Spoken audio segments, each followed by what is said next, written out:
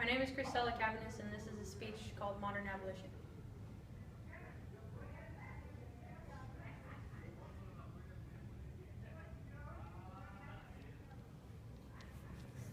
In 1948, the Universal Declaration of Human Rights banned slavery globally, yet there are more slaves today than there have been at any other point in history. Modern slavery, which is also called human trafficking, is a horrifying crime that impacts the entire globe, but it is not often brought to light. I hope to help illuminate this brutal industry by sharing my research and show you ways that we can help in our daily lives and how those actions can affect the fight against human trafficking. FreeTheSlaves.org, an expansive organization that helps fight human trafficking all around the world, gives us a picture of what modern slavery looks like. Traffickers manipulate their victims with promises of high-paying jobs, new and exciting opportunities, loving relationships, or kidnap their victims through physical violence. Since slaves cost an average of $90 worldwide, they are cheap and disposable to the traffickers. So if they get sick or injured, they are often dumped or killed.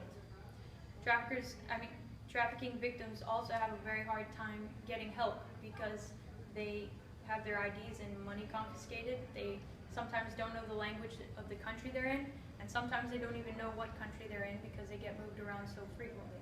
RescueHer.org, another expansive organization that fights human trafficking all around the world, shows us how human trafficking is impacting the entire globe.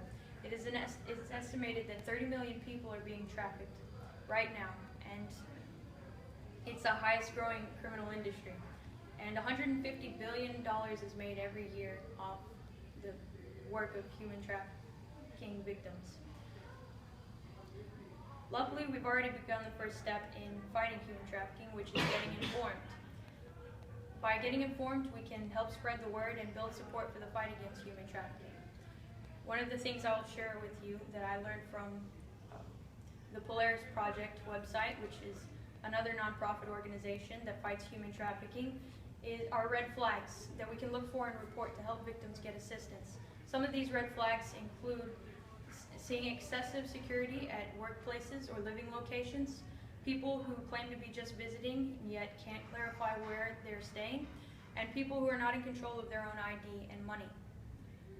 Another thing we can learn that will help the fight against human trafficking is looking at this list by the U.S. Department of Labor, which shows products that are produced by child labor and forced labor.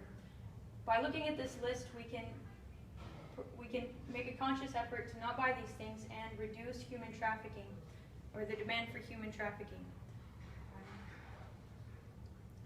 There are other ways to help, such as donating money and volunteering, because many organizations could use the help in working in offices, going on mission trips, and working at events. There are lots of ways to help fight human trafficking because it is a tall order, but our efforts are put to good use by organizations like A21 and the other ones I previously mentioned. These organizations help prevent human trafficking by equipping young people with information and strategies to avoid becoming victims.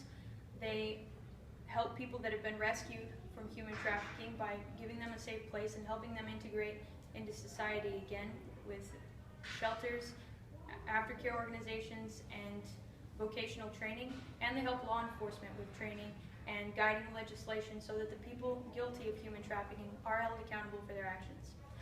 I'm glad I could have this opportunity to speak on a topic I feel so strongly about, and I hope that you learned a little about human trafficking and how we can help and what impact our help will have in the fight.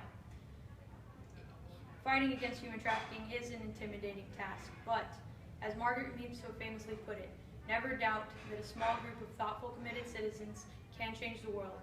Indeed, it is the only thing that has.